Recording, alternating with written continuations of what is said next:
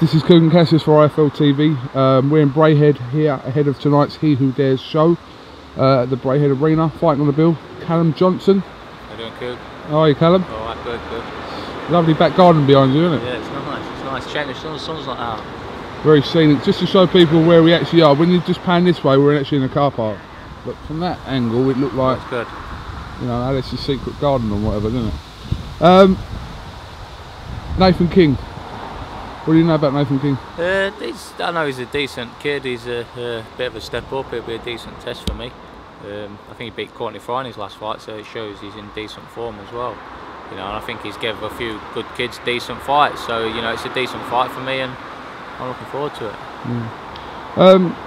When did you turn pro? 2 years ago? No, 3 years ago. 3 years ago now. 3 years ago, yeah. 7 fights you've had. Yeah. Not very many. It speaks for itself. And yeah, frustrating for you? Yeah, it's been frustrating. You know, I thought I'd have had 15, 16, maybe 20 fights by now when I first turned, but you know, things didn't go to plan, and sometimes things don't work out the way you think they might. You know, you just got to sort of dust it off and move on, and that's what I'm doing now. What's been the main reason for that? Inactivity? Just inactivity. You know, the first couple of years I wasn't getting fights, you know, like I was told I was going to get.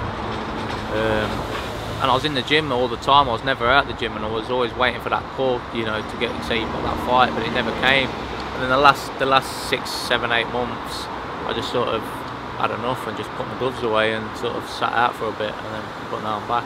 I'm rearing to go.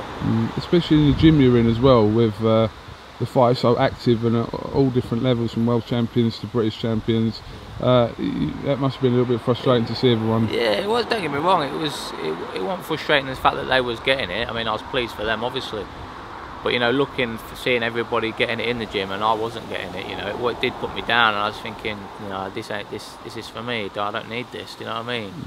So that's when I just sort of lost the plot a bit and just left the gym. Not left the gym as such, but I just want training and want going to the gym and just, like I say, put the gloves away.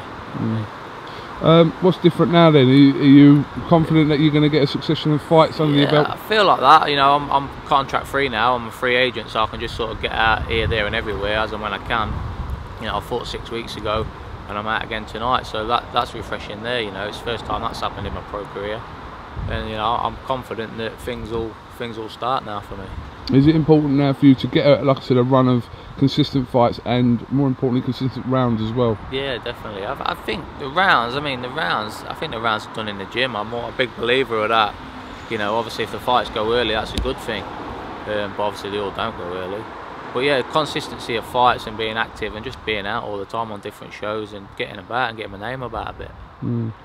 The division you're in as well, obviously.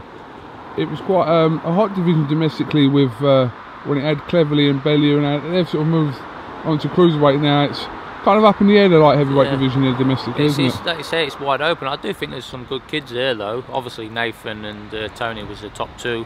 They've moved on. I think the top 5 or 6, you know, they're all decent kids and they're all capable of taking that British title. But you know, I'm confident. A couple of fights down the line, I can be there and I can take it by storm. I really am. I mean, even in this like 3-year period, even though you haven't been fighting, like your trainer Joe Gallagher's still been pumping your name out there and saying, look, this is Callum Johnson's definitely one to watch, blah blah blah. So, you know, people have been aware of there is a fighter called Callum Johnson. Like you say, I've been in the gym. Like you say, I've not been out of the gym, and you know, I've had some good sparring. We've been away. I've been away to America a couple of times, and you know, sparring with the kids in the gym, and obviously I've been learning and I've been doing it in the gym, so that Joe and the lads are seeing what the public are not seeing. Do you know what I mean? They're seeing the potential I've got, and I suppose it's frustrating for Joe as well, not being able to get me out as much as we'd have liked, because you know, I've not had that chance to showcase what I can do.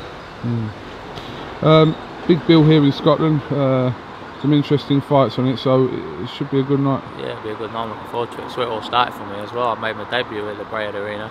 You know, this is my 4th fight there, so you know, I'm looking forward to it. And back up to Scotland, where I got the gold medal.